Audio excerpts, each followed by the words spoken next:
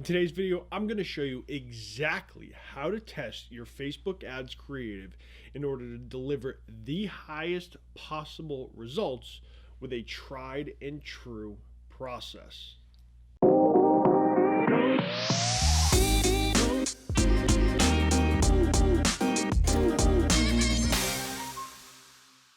Hey everyone, my name is Chris Morano. I'm the owner of Blue Water Marketing, a Facebook ads agency that creates the assets and then also manages the ads.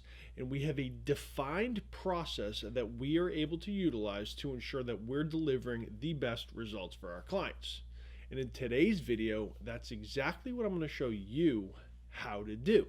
So when it comes to the creative assets, especially since iOS 14 threw us for a real loop in terms of the targeting that we were able to accomplish. But what we found at our agency is the creative now is one of the most important parts because the audience sizes just aren't what they used to be.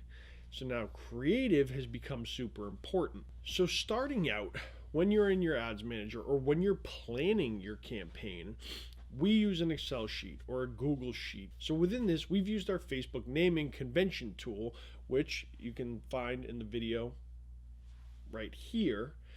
And that'll break down exactly how to name your creative assets, your ad sets, and your campaigns in order for you to test. And so in order to be successful on Facebook ads these days, you need to have this process. So the process of Blue Water Marketing is creating different assets which we will go through in order to convert. And so what happens is you need to get someone to stop scrolling. So the first aspect in creating Facebook campaigns for your business is to make sure your ads are punchy, quick, 8, 10, 30, 45 seconds. Doesn't matter the length, they have to be punchy in the very beginning. So what we've formulated is a structure in which benefit, UGC, and bold colors are the most important. So right off the bat, if you are a fitness brand that solves a problem, that solution needs to be first. Stop sweating so much. If you're a skincare brand, what is the immediate solution that you are offering your customers? Put that, boom, big, bold colors as bright as possible to get people to stop scrolling. Then you get into more of the details of how it helps or the different aspects of it helping.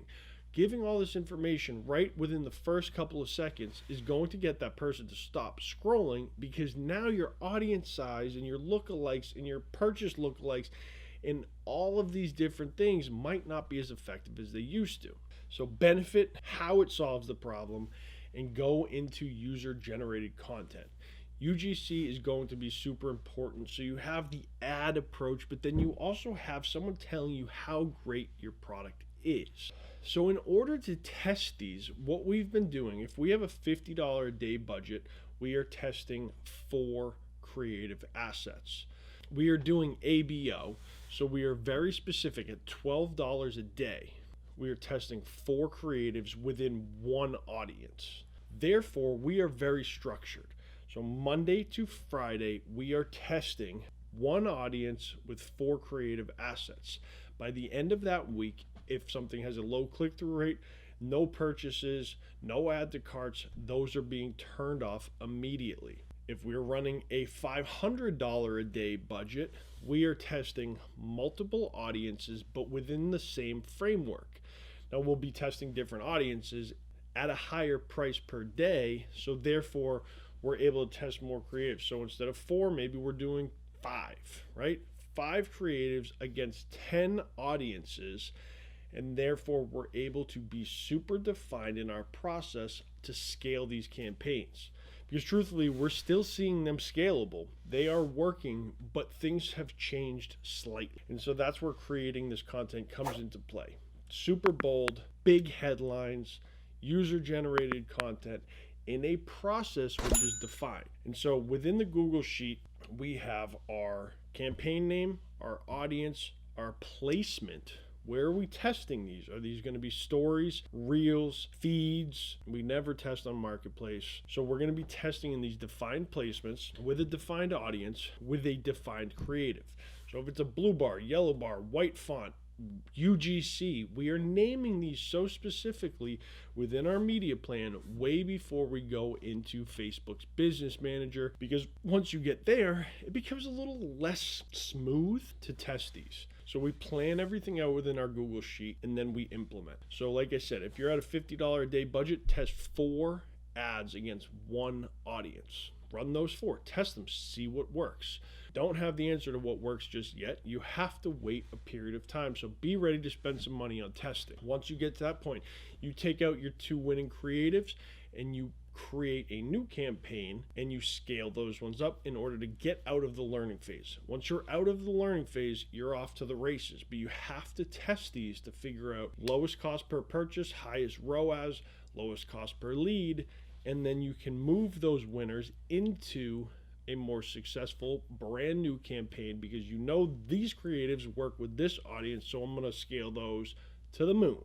If you guys are finding this video helpful, go ahead, give me a thumbs up, and let's get back into it. Now it is Q4, and Q4 is historically a very expensive time of year to be spending money. So if you guys are planning out your campaigns for Cyber Monday, Black Friday, the holiday sales, make sure to start implementing this process.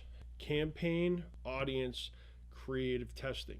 Then you can start testing your offers. And those are going to be super important. And I'll make another video specifically about those offers, but that gets way more into landing pages and design than the actual business manager account. If you guys like this video, make sure to subscribe to my YouTube channel. Also, if you're interested in more digital marketing tips, how-tos, and some information that we might not be giving to everybody, go ahead, bluewatermarketing.com/blog, and subscribe to our newsletter. Now I want to throw it to you guys. What are some of the different processes that you've used to test creative assets? Carousel ads, videos, static images, GIFs. What do you find to be working best, and what's your process for testing? Make sure to leave a comment below, and we'll see you guys next week.